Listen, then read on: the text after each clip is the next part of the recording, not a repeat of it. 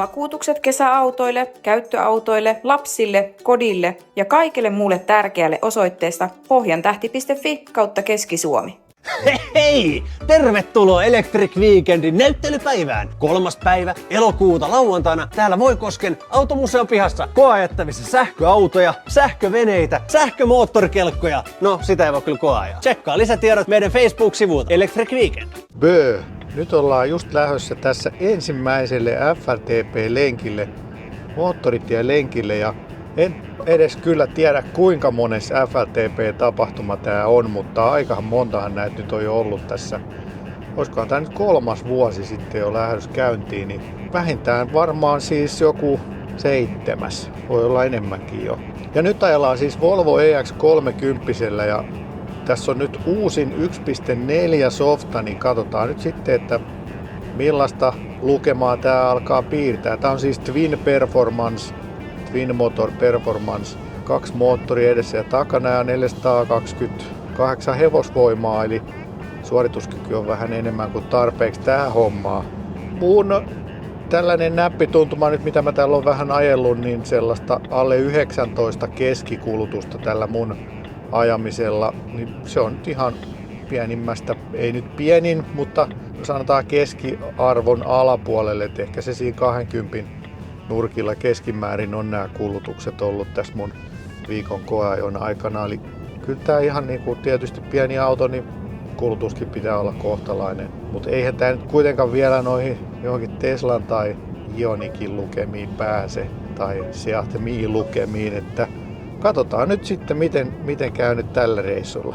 Nyt on vähän tällainen sateinen ja pilvinen keli, lämpötila on 19 astetta. Toivottavasti nyt ei alkaisi kauheasti satamaan, koska mä nyt siis ajan tämän lenkin jo tuntia aikaisemmin ennen kuin varsinainen tapahtuma alkaa ihan sen takia, että mulla jäisi vähän enemmän aikaa sitten tuohon kuvaamiseen.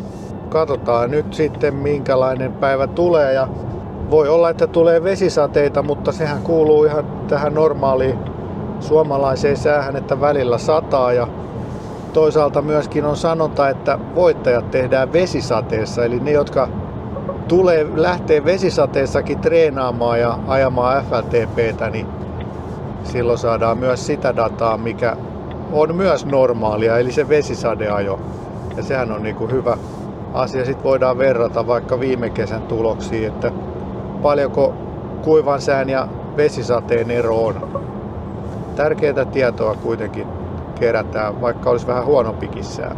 Ja FLTPn ajatushan on se, että nyt kerätään suomalaisilla teillä, suomalaisilla kuljettajilla ja 130 kilometrin matkalta tätä tietoa. Ja kun on paljon kuljettajia, niin vaikka siellä nyt sitten on keskivertoa, ei voi sanoa hyviä tai huonoja, koska kaikki on yhtä hyviä ja yhtä oikeita, mutta jos niinku sitä optimaalista kulutuslukemaa haetaan, että olisi joku teoreettisesti oikea lukema, jota oikeasti kukaan ei edes tiedä mikä se on, niin nyt kun meillä on paljon ihmisiä, niin vaikka siellä on erilaisia kuskeja, toiset ajaa vähän taloudellisemmin kuin toiset, mutta sitten kun sitä massaa on paljon kuljettajissa, niin saadaan keskiarvoistettua sitten se hajonta pois sieltä. Ja sillä saadaan mun mielestä paljon luotettavampaa dataa kuin sillä, että meillä olisi yksi todella hyvä kuljettaja, joka olisi erikoistunut vaan tällaiseen taloudellisuusajoon, tai ei tässä nyt yritetä mitään taloudellisuusennätyksiä tehdä, vaan ajaa ihan normaalisti. Mä laitan muuten tämän vakionopeussäätimen päälle ja pistän sen tuohon 120 ja ajelen sen mukaan nyt tämän lenkin. Mä näen, että on paljon luotettavampaa dataa kuin se, että meillä olisi joku huippu erikoistunut kuljettaja, joku testikuljettaja, joka olisi ajanut vaikka 20 vuotta, testannut erilaisten autojen kulutuksia, niin silti mä uskon, että tästä tulee parempaa dataa, koska sillä yhdellä kuljettajallakin voi olla huono päivä tai siinä autossa voi olla joku yksilöllinen ominaisuus tai jopa vika, joka sitten vaikuttaisi siihen tulokseen. Mutta nyt kun meillä on paljon kuskeja ja paljon autoja, yleensä täällä on vielä samanlaisia autojakin useita, niin saadaan silläkin sitten keskiarvoistettua sitä kohinaa pois. Täällä on muuten vähän hankala ajaa nyt tasasta 120, kun liikennettä on aika paljon. osa haluaisi mennä kovempaa ja sitten osa näköjään menee 115kin. Niin nyt jatketaan tästä ja katsotaan sitten maalissa mitä tuloksia tuli moottoritielenkiltä.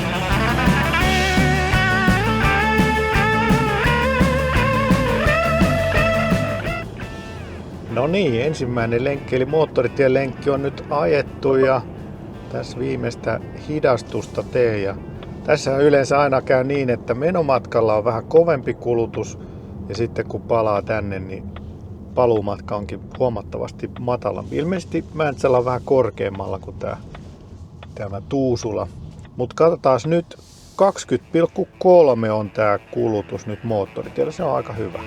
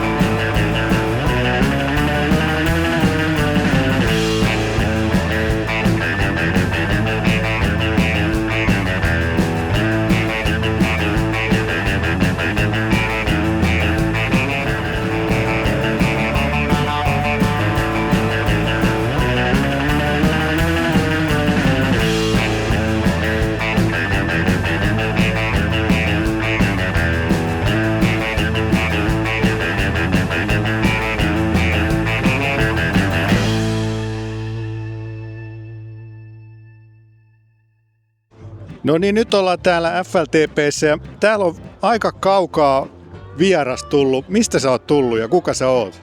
Ray Virta Sydneystä Australiasta. Miten sä nyt tänne asti oot tullut? No kesälomalla 4 viikkoa täällä, kun meillä on keskitalvi siellä, niin tulin tänne lämmittelemään. Tulit se sähköautolla kuitenkin? No ei tultu, kyllä me sähköautot jäi kotiin, että jouduttiin lentämään kerosiinin voimalla, mutta asuntoautolla, mikä on mun kesämökkistä, millä kierretään Suomeen. Okei, se ei ole vielä varmaan sähköinen. Ei löytynyt, vaikka yritin etsiä. No tuossa itse asiassa kun ajoin Heinolaan päin tässä pari viikkoa sitten, niin tuossa näkyi sellainen retkeilyauto ja se oli jossain Australian kilvissä, että joku on tullut ihan autollakin asti tänne. Joo, ja mulla kaverit tuntee siitä, että niin mulla on se nyrkkeilevä kengurun lippu mun kojanlaudalla, että ne aina tietää, missä mä oon parkkeerannut sitten, että löytyy. Mutta siis sä oot sitten Australiassa ellet sähköllä kuitenkin? Joo, meillä on 3 Teslaa meidän perheessä. Tytär on Teslan liikkeen pääjohtaja ja hän sitten käännätti isän V8 dieseleistä sähkölle. Okei. No mutta miten sä nyt tänne tapahtumaan sitten eksyit? No mä katsoin tätä teidän kevät-tapahtumaa. Mä oon yli 2 vuotta seurannut tätä pelkäänkö sähköautoa, en pelkää, niin aloin seuraan sitä ja kun teillä oli tää kevät-tapahtuma, niin silloin tuli ilmoitus, että se on sitten heinäkuussa, niin pistin kalenteriin, että tänne pitää tulla. Alright, hyvä, että saadaan vähän kauempaakin. Sä saat varmaan tämän pitkän matkan palkinnon tällä kertaa, jos semmonen on jaossa. Kiitoksia ja sitten halusin kiittää kaikkia teidän näitä vapaaehtoisia täällä, kun teette näitä hommia ja sitten teitä varsinaisesti siitä, että tämä kansankielellä tapahtuva uutisointi ja kun te teette tätä ohjelmaa, niin se on todella toimivaa. Jopa Australiassa asti katsotaan teitä ja välillä tulee hymyä, kun katsoo, että sähköautolla järvenjäällä. Hienoa, lämmitetään saunaa ja tällaista, niin se on kiva, että tulee vähän semmoista kansanomaisempaa. Hyvä, kiva kuulla. Mutta voit sä nyt sanoa sitten englanniksi kaikille australialaisille kunnon aksentilla, että tilatkaa kanava. Well guys, I'm here and I've already subscribed, so you got to do the right thing too. So get out there and subscribe to it, please.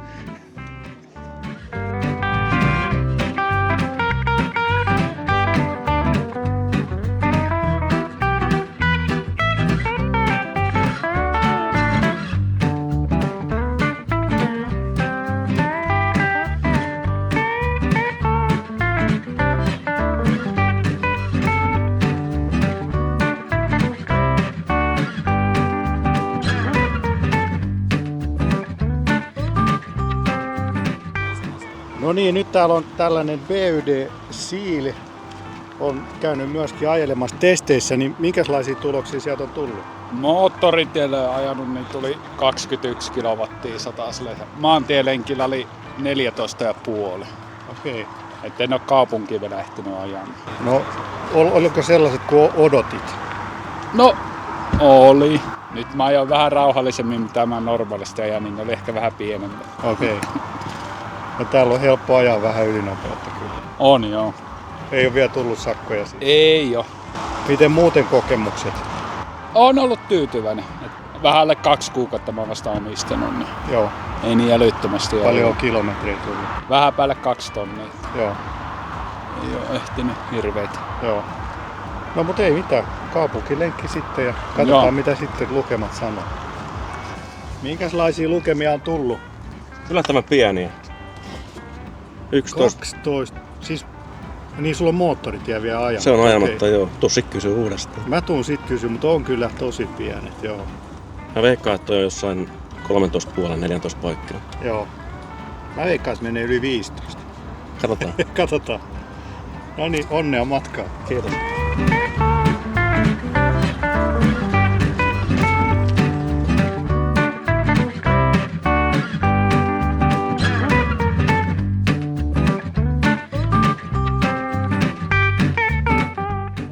No niin, nyt meillä on täällä tuore sähköautoilija. Sä oot ajellut nyt ID5. Kuinka kauan? Marraskuusta lähtien, että tommonen joku, mitä tästä tulee, joku 7 kuukautta. Okei. No mitäs se on maistunut nyt sit polttiksen jälkeen?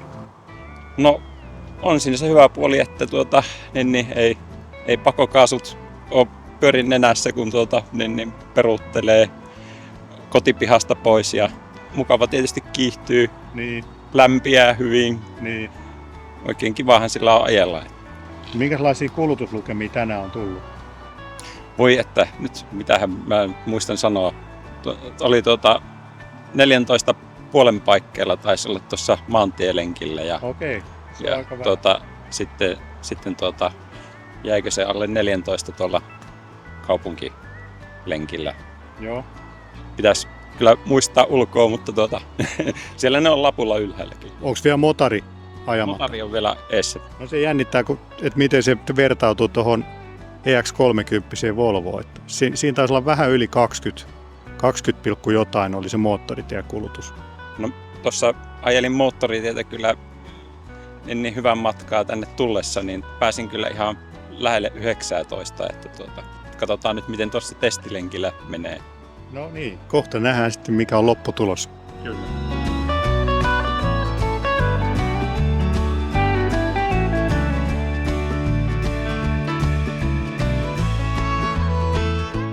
No nyt meillä on täällä tällainen vähän jännempi sähköpeli, tällainen kolmipyöräinen. Tää on niinku mopo ilmeisesti. Kerroksä vähän mikä tää on? Tää on siis sähkömopo, koppimopo, missä on lämmityslaite ja pieni tuuleti ja muuta. Että lyijyakolla normaalisti, mutta tähän on nyt just vaihdettu litiumakku. Tässä on nuo ikkunatkin vakiona. Joo, on. Joo, kyllä. Ja uudemmassa mallissa on sitten sähköikkunat ja tässä on vaan tommonen liukuva pieni. No mitkä on tekniset speksit, kuinka kovaa kulkee ja kuinka pitkälle pääsee? 4.5 on toi nopeus ja taitaa niinku lupaus olla 70, niin vakioakulla 70 kilsaa, mutta en tiedä pääseekö niin pitkälle. Että en ole näillä litiumakulla tosiaan vielä kokeillut rangeita, kuinka pitkälle pääsee. Mutta tämähän on nyt sellainen testi, missä olisi voinut kokeilla. Niin olisi joo, mutta olisi pitänyt vähän latailla tuossa välillä, että olisi mennyt aika pitkään tällä. No voiko mä kokeilla nyt tätä? Voit kokeilla. No kokeillaan. Katsotaan miten tässä käy. Niin tässä on vähän samalla kuin Twisissäkin, että Joo. 2 tonne merkeen menisi 3, tai siis 2 takapenkkiä. 2 taakse. Jos olisi vähän kapeampi hanuri siinä. Mut joo, niin tässä on niinku sarvet ja miten tänne pitäisi mennä? Sitten vaan tuolta. Niin kuin ei ole polkimia, mutta voiko tätä nyt vaan kääntää vai pitääkö painaa jarrua? Niin virrat tulee. Onko se nyt valmis? Joo. Ja tuolla on pakki ja eteenpäin sitten tosta. Okei. Mitenkään tää mun kuvaus nyt onnistuu, kun tästä tarvitsisi molempia käsiä varmaan. Eli nyt tosta pakki päälle, Joo. eli kaasu kahvasta ja toivottavasti ei jätä kenenkään yli. On tää kyllä jännä. Saako sen tuuletuksen jostain päälle? Tossa. Sieltä saa puhalluksen päälle. Joo. ettei lämmitä sitä. Ja onko tää nyt, tässä on jotain Joo, akkutietoja? sen mä oon laittanut. Siinä näkyy akun. Tuliko se sen akun mukana? Ei, se tuli erikseen. Okei. Ja sitten vaan eteenpäin ja katsotaan. Tää on kyllä jännä tää kolmipyöräinen, koska tää kääntyminen on vähän erilaista. Tietysti kun ei rattia, vaan sarvet. Ja täällä on paljon vaikeampia yhdellä kädellä. Ui, tämähän lähtee kun Herran Jumala tähän kiihtyy suorastaan. Noniin, nyt pannaan käsijarru päälle. Noin. Ja ajosuuta pois ja virrat pois. Kyllä oli pelottava reissu. Mutta aika paljon on kyllä samoja muotoja. Ihan niin kuin tämäkin. Ihan samanlainen. Joo.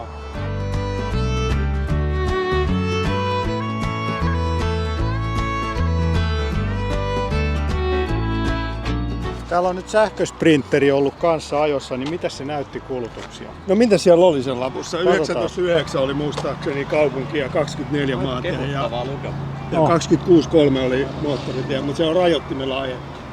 Niin joo, tää on kuorma-auto. Joo, kuorma-auto. No millainen se on ajaa? Niin kuin Mercedekset yleensäkin, niin täydellinen. Täydellinen. Nyt oli kyllä pikkusen ehkä vähän haiskahti sellaiselle polarisoituneelle tää. En ole Mercedeksen myyjä enkä ole Vehola töissä, mutta siis tää on auto, joka on tehty ajettavaksi, eli hyötyajoneuvo, jolla ajetaan työn puolesta. Sen pitää olla myöskin niin kuin käytettävyydeltään. Tähän on tuotu nyt tähän malliuudistukseen henkilöauton ajoavustimet ja softa. Joo. Ja sitten siinä on se Sprinterin hyötyajoneuvo osaaminen tuosta niin kuin autossa itsessään, niin se on hyvä paketti. Joo. Ja niin kuin varmaan tiedät, niin se edellinen versio, niin se oli se ensimmäinen versio kärsi siitä rangen pienuudesta, eli siinä on se pieni akku ja ei ole sitten noita avustamia eikä noita viety noin pitkälle. Niin tää on hyvä. Ja nyt kun mä oon käynyt täällä Vitolla ja täällä ja EQV:llä, niin siis kyllä niin kuin sanotaan, että jostain syystä, kun tässä ei ole niin aerodynamiikan kanssa mitään tekemistä, niin ei se kulutus nouse siis samassa suhteessa, mitä tämä koko kasvaa. Joo. Se on ihme juttu. Niin. Ja nyt Mercedes on ensimmäisen kerran, että kun mä olin silloin ekan kerran sille EQS:llä, niin se EQS:hän käyttäytyi silleen omituisesti, että se kulutti kaupungissa enemmän kuin maantiellä, mikä oli niin kuin nurinkurista, koska sen pitäisi mennä toistapäin. Ja nyt tämä alkaa, eli V5 meni viimeisellä kerralla samalla tavalla, eli kaupunki pienin, maatie seuraava ja moottoritie korkea. Tämä menee nyt samalla tavalla, että ne on kehittynyt. Joo. Ja meillä on tosiaan niin kuin duunissa on sitaneita ja vitoja ja sprintereitä. Mä en millään tavalla puhu Mercedeksen puolesta, mutta näin on. Ja per auto maksetaan polttoainetta. 70 litraa menee tankkiin, ne tankkaa 2 kertaa viikossa, niin sä voit laskea siitä 280 viikko. Joo. Eli pyöreästi siis käytännössä niin kuin reilu tonni per auto per kuukausi. Joo. Pelkkää dieseliä plus ajoneuvoverot ja dieselverot ja kaikki. Ja sitten kun sä lasket tällä, niin se on niin kuin Excel on aika lailla sitä mieltä, että tässä on järkeä. Niin. Niin. Että se 10 tonni tulee sieltä aika äkkiä. Se tulee niin kuin alle vuodessa kevyesti. Okay. Mutta nyt on ollut ongelma näissä se, että kun ei jotka näitä käyttää, niin ei oikein ole uskonut tähän sähköistymiseen. Ja nyt aletaan olla siis siinä, että no, mutta nyt on tuote kohdallaan. Niin täsmälleen. Ja siinä on ollut se rangeahdistus, mistä niin kuin on näissä sähköautopiireissä puhuttu, niin se näitä hyötyajoneuvokuljettajia vähän vaivaa. Joo. Mutta nyt ei ole siitä enää kiinni, että tällä ei ainakaan enää, mä en ainakaan pysty enempää ajaa, mihin tämä menee lataaamatta päivässä. Ja tämä menee sellaisen 400, eikö me? Aamulla kun mä lähdin Haukilahdesta, oli 440, nyt mä oon ajanut koko päivän sillä ja siinä on edelleenkin 270 kilsaa. Joo. Niin kuin aiemmin puhuttiin, niin virran ulosotto ei ole. Se olisi monelle urakoitsijalle vielä. Se olisi ehdottomasti kova juttu joo, ja sieltä on varsinkin isoakkusissa niin pystyisi käyttämäänkin sitä energiaa on niin paljon, mutta jos ajatellaan niin retkeilyautokäytössä, niin sä joudut kuitenkin varustamaan siihen sen, Kyllä. Niin kuin sen akkujärjestelmän erikseen. Ja sitten on ajoakun virran käyttäminen, kun sä oot jossain tuolla niin kuin korvessa, niin se on vähän kaksipippunen juttu, kun sieltä pitäisi päästä pois. Niin. Kyllä. Mahtuu. Harri nyt valittu vähän väärä alusta siihen matkailuauton tekoon. Ei tää on liian helppoa olisi tämmöiseen. Oho, täällä on vähän rajummat kulutukset kuin Mersussa, eli 44, 26, 22. Mutta tossa on kyllä voinut olla 120 vauhtia.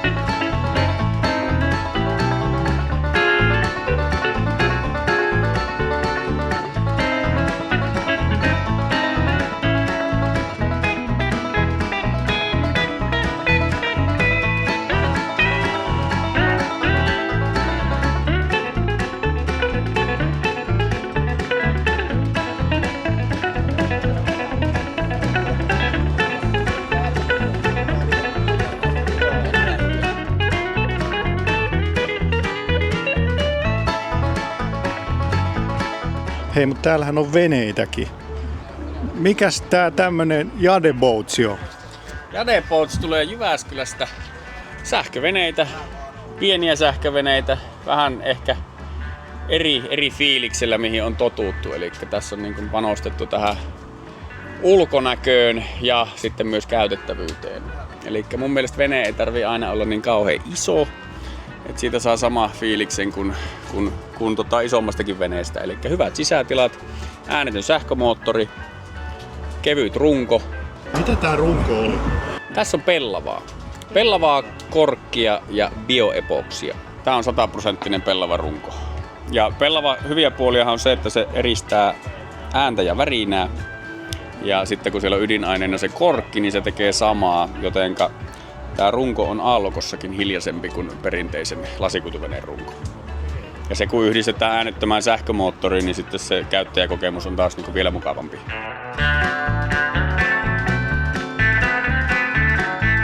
No niin, nyt ollaan taas saatu Jaakko kiinni. Sä oot ollut kiireinen koko päivän, mutta onko mitään statseja, paljon oli porukkaa tänään? Joo, siis autoja tuli paikalle loppuvaiheessa niin 90 siinä kun tehtiin viimeinen laskenta, mutta sen jälkeen tuli vielä vähän porukkaa. Et mä veikkaan, että semmoinen 100 autoa oli tai ehkä vähän ylikin niin kuin täällä tapahtumassa paikalla. Eli siihen niin kuin luetaan mukaan turistit, jotka on tullut tänne katsomaan suurinta sähköautovalikoimaa tai kattausta, mitä niin kuin Suomessa pystyy kerralla näkemään, niin niitä oli täällä käymässä myöskin. Ja testeihin sitten osallistui, mä veikkaan, että semmoinen 80 tai 85 tai jotain semmoista, mutta se nähdään sitten tuolta tietokannasta sitten, että monestako autosta sinne on ilmestynyt niin kuin nuo testitulokset. Joo. No haluatko nostaa jotain tiettyjä autoja, mitkä nyt on ollut no kertaa? Ehkä kun täällä niin kuin on ollut tää rankkasateinen keli ja päivä, niin sitten se ainoa spotti täällä Etelä-Suomessa, missä on aurinko paistanut, on just tää meidän tapahtumakeskus. Itse asiassa kaupunkilenkilläkin oli sadetta, mutta täällä tapahtumakeskuksessa paistaa aurinko. Nyt kun täällä paistaa aurinko ja on kuuma, tää oli ainoa tai isoin varjopaikka, mikä me löydettiin, niin oli tämän pitkän ja korkean Sprinterin varjossa. Eli tää on oikeastaan niinku, halusin, että tullaan kuvaamaan tähän tämä pätkä sen takia, että tää on tämän testin löydös. Kyllä. Eli tää oli päivän oikeastaan semmonen uutinen.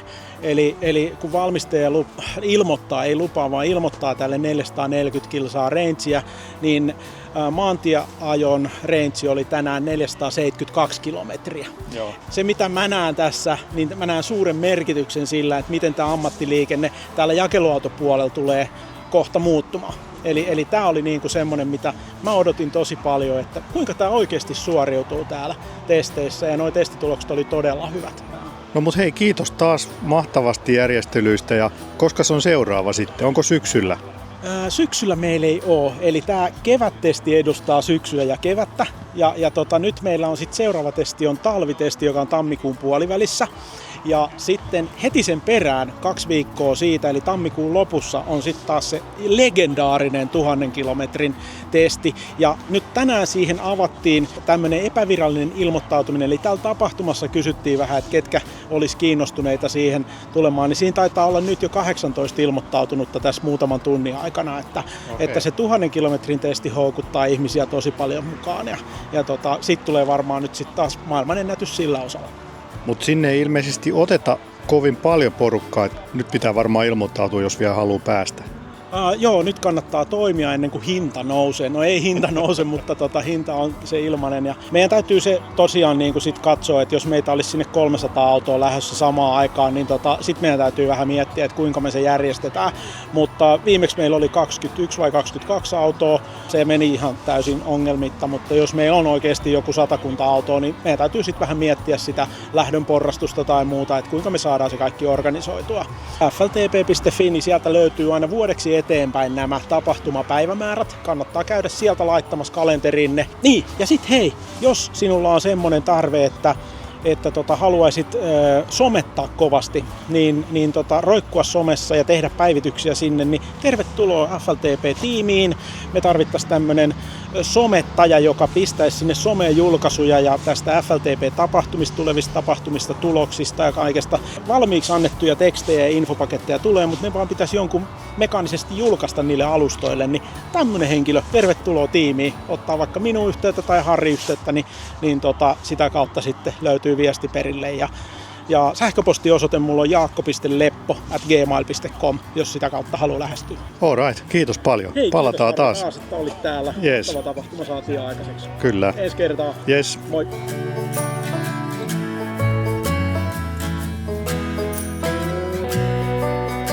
No niin, täällä alkaa tapahtumakeskus tyhjenemään ja oliko 9. FLTP-testi alkaa nyt sitten olla ohi. Ja oli kyllä hieno päivä taas.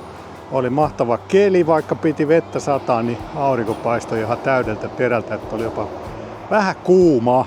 Ja mä en itse asiassa ehtinyt ajaa kuin sen yhden lenkin, mutta onneksi täällä oli muita EX30 kuskeja samanlaisen Twinillä, niin mä saan sitten heiltä tulokset ja laitetaan ne sitten tähän loppuun, niin mitä se meni. Ja ihan kohtalaiset tulokset sitten Volvollekin, että kyllä siellä aika pieniä lukuja oli, niin kuin tuosta äsken varmaan näittekin, niin yllättävän pieniä. Esimerkiksi Toyota BZ4X, niin kaupunkilenkki alle 10, todella kova suoritus. Mutta seuraava FLTP sitten talvella ja sitä ennenhän meillä on ihan tässä elokuun eka viikonloppu se Electric Weekend, jossa sama tunnelma jatkuu kuin täälläkin, eli kannattaa sitten tulla sinne mukaan ja siellä sitten taas pääsee koeamaan muitakin autoja kuin vain sitä omaa ja myös sitten niitä sähköveneitä pääsee testailemaan siihen Nurmaanjärvelle, niin se on kyllä ainutlaatuinen tapahtuma ja unohtamatta myöskään sitä sauna maailmanennätysyritystä, jossa tuollaisella Kia EV9 lämmitetään pientä sähkösaunaa, niin ehdottomasti varmasti tulee kiva tapahtuma, niin nähdään sitten Voikoskella elokuun ekana viikonloppuna ja lauantai 3. päivä on sitten se koeajo- ja näyttelypäivä, niin camping on siis koko viikonlopun ja sauna on kuumana koko viikonlopun Kialla, niin palataan siellä sitten ja käykää kommentoimassa mitä tykkäsitte tämän vuoden FLTPstä ja käykää tykkäämässä videosta ja tilatkaa kanava. Palataan seuraavaan sähköautovideolla. Pöi pöi!